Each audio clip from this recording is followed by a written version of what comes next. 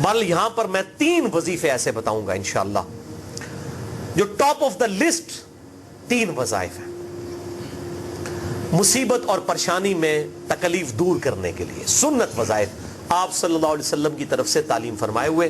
ان میں سے پہلا وظیفہ یہی جس کا قرآن میں بھی ذکر آ گیا کہ جو ان الفاظ کے ساتھ ہمیں پکارے گا، اللہ تعالیٰ فرماتا ہے کذالک ننجی المؤمنین، ہم اہل ایمان کو بھی نجات دیں گے اس طریقے سے، صرف یونس کو نہیں، اہل ایمان کو بھی۔ چنانچہ اسی کانٹیکسٹ میں پہلا وظیفہ ہے یہ لا الہ الا انت سبحانک انی کنت من الظالمین کا۔ لیکن اس سے پہلے میں ایک امپورٹنٹ بات کروں دعا کے حوالے سے کہ دعا کی قبولیت کا ایک پروٹوکول بھی ہے۔ ویسے تو آپ مسئلہ 82 دیکھیں گے، اس میں نے اور باتیں بھی کی ہیں، ٹاپک دوسری طرف چلا جائے گا، لیکن انصاف ہے کہ میں اس چیز کو بھی ایڈریس کروں۔ جامعہ ترمذی میں صحیح سند کے ساتھ یہ حدیث موجود ہے، انٹرنیشنل نمبر کے مطابق 593 نمبر حدیث ہے،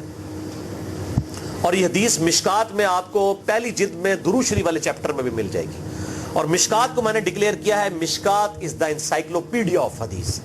یعنی آپ کو جتنی حدیثیں سکیٹرڈ فارم میں ملیں گی کتب ستہ اور اس سے بھی باہر 13 کتابوں میں، مشکات میں آپ کو مل جائیں گی۔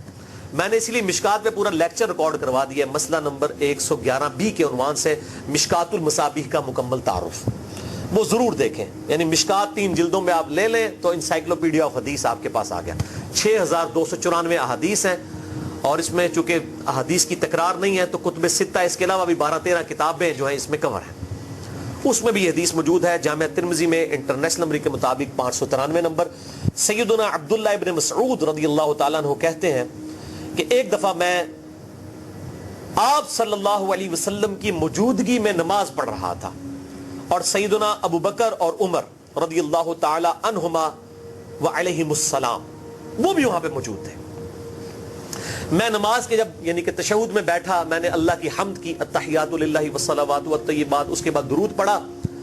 اور اس کے بعد میں نے دعا مانگنا شروع کی تو آپ صلی اللہ علیہ وسلم نے ارشاد فرمایا سل تعطا، سل تعطا، مانگ تجھے دیا جائے گا، مانگ تجھے دیا جائے گا، یعنی جو درود شریف اور ذکر کے ذریعے متوجہ ہوتا ہے اللہ تعالیٰ اس کی دعا قبول کرتا ہے۔ اور پھر ابن مسعود ادھر ہی روایت کرتے ہیں، ساتھ ہی جامعہ ترمذی میں دوسری حدیث ہے صحیح سند کے ساتھ کہ ایک شخص آیا، اس نے جو ہے وہ نماز کے دوران حمد و درود کے بغیر ڈائریکٹ اللہ سے مانگنا شروع کر دیا، تو جب وہ فارغ ہوا آپ صلی اللہ علیہ وسلم نے اسے بلا کر کہا کہ سائل تو نے مانگنے میں جلدی کی، تجھے چاہیے کہ جب دعا مانگنے لگے پہلے اللہ کی حمد بیان کر، پھر مجھ پر درود پڑھ، اور پھر اللہ کی طرف متوجہ ہو۔ اور اس حدیث میں آتا ہے کہ ایک اور شخص آیا، یعنی ابن مسعود وہ خود تھے، اور اس نے اللہ کی حمد اور درود کے ذریعے دعا مانگی تو آپ صلی اللہ علیہ وسلم فرمایا سل تعطا، سل تعطا، مانگ تجھے دیا جائے گا، مانگ تجھے دیا جائے گا۔ درود شریف پہ میں الگ سے بھی لیکچر دے چکا ہوں، مسئلہ نمبر 56 کے عنوان سے 2 گھنٹے کی گفتگو ہے۔ درود شریف کے صحیح فضائل اور صحیح احکام و مسائل بڑی ڈیٹیل کے ساتھ ہر اینگل سے درود شریف کے حوالے سے، آپ کو وہ سمجھ لیں کہ انسائکلوپیڈیا ہے وہ لیکچر، مسئلہ نمبر 56 اہل سنت پاک.com پہ۔ تو دعا کے لیے حمد اور درود شریف ضروری، اس لیے دیکھیں نماز کی انٹلیکچوئل ترتیب ہے، آپ پہلے دعا کرتے ہیں التحیات للہ والصلوات والطیبات، اللہ کی حمد کرتے ہیں،